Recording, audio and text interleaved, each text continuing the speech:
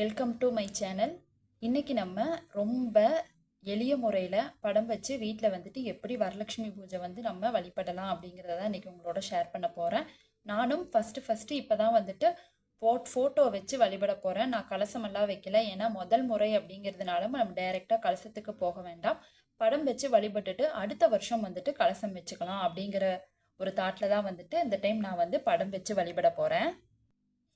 First படம் வச்சு வழிபடுறதுக்கு நம்மளுக்கு என்னென்ன வேணும் அப்படிங்கிறத பார்த்துடலாம். முதல்ல வந்து அம்மன் அழைப்பு. நம்ம அம்மனை வந்து வெளியே இருந்து வீட்டுக்குள்ளே அழைச்சிட்டு வந்து மனையில் உட்கார வைக்கணும்.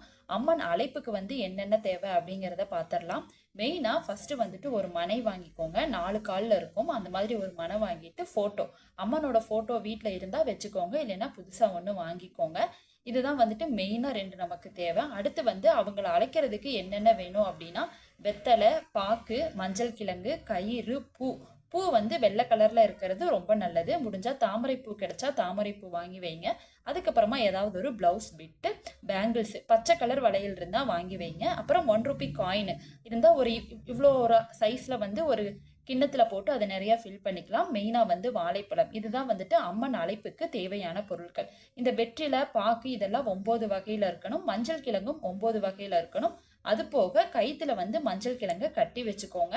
அது வந்து அம்மனோட ஃபோட்டோவில் வந்து நம்ம கட்டணும். இது வந்து மெயினாக வந்து நமக்கு தேவை. அடுத்து வந்து விநாயகர் வழிபாடு, குலதெய்வம் வழிபாடு. அம்மனை வந்து நடுவில் வச்சு அதுக்கு வலப்பக்கம் இடப்பக்கம் 2 பக்கமும், ஒரு பக்கம் விநாயகர், இன்னொரு பக்கம் குலதெய்வ வழிபாடு இருக்கணும். அது கொஞ்சம் ஃபோட்டோலேருந்து கொஞ்சம் முன்னாடி தள்ளி நம்ம வச்சுக்கணும். விநாயகர் வழிபாட்டுக்கு விநாயகர் சிலை இருந்தால் எடுத்துக்கோங்க. அது இல்லை அப்படின்னா ஒரு பிளேட்டில் வந்து பிடிமஞ்சள் பிடிச்சு அந்த பிடிமஞ்சளுக்குள்ள குங்குமம் வச்சு அதுக்கு முன்னாடி தீபம் ஏற்றி பூ கொஞ்சம் வச்சிருங்க. இது சிம்பிளான ஒரு வழி விநாயகர் வழிபாடுக்கு. நம்ம சிலையை விட மஞ்சள் பிடிச்சு அதில் குங்குமம் வச்சு வழிபடுறது இன்னும் சிறப்பு.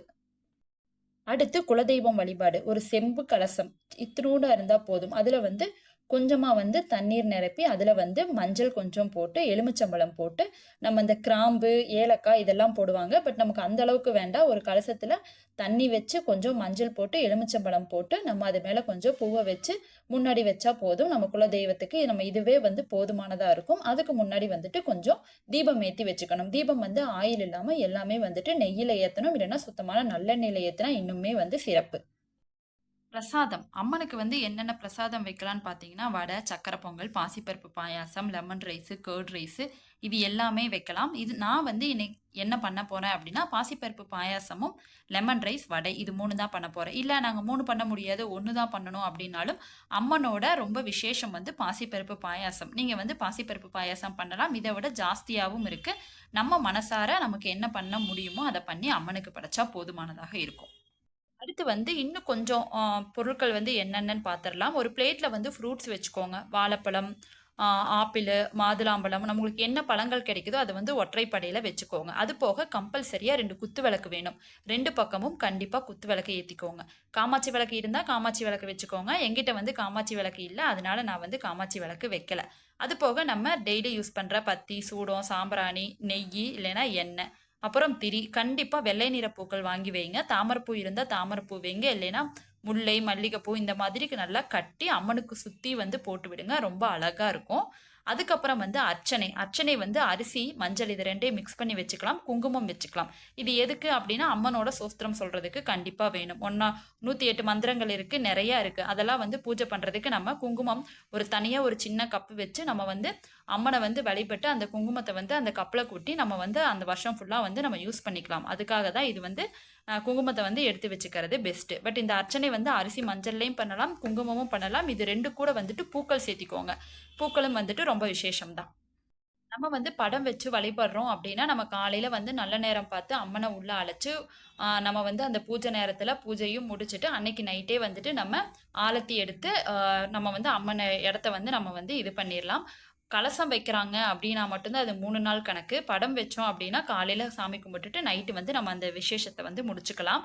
அதனால வந்துட்டு நம்ம பண்ணுறோம் அப்படின்னா நம்ம படம் வச்சு வழிபடுறது நல்லது. நம்ம கொஞ்சம் இன்னும் எக்ஸ்பீரியன்ஸ் ஆனதுக்கப்புறம் அடுத்து வந்து நம்ம கலசம் வச்சு வழிபட்டுக்கலாம். அடுத்து நம்ம வந்து மெயினாக பார்க்க போகிறது பூஜை செய்வதற்கான நேரம். அம்மனை வந்து எப்போ அழைக்கிறோம் அப்படிங்கிறது தான்.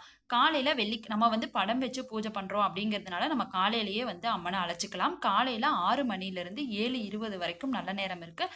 அந்த நேரத்துக்குள்ள வெளியே தீபதூப ஆராதனை எல்லாம் காட்டி நம்ம வந்து அம்மனை அழைச்சு மனையில வந்து உட்கார வச்சிடலாம்.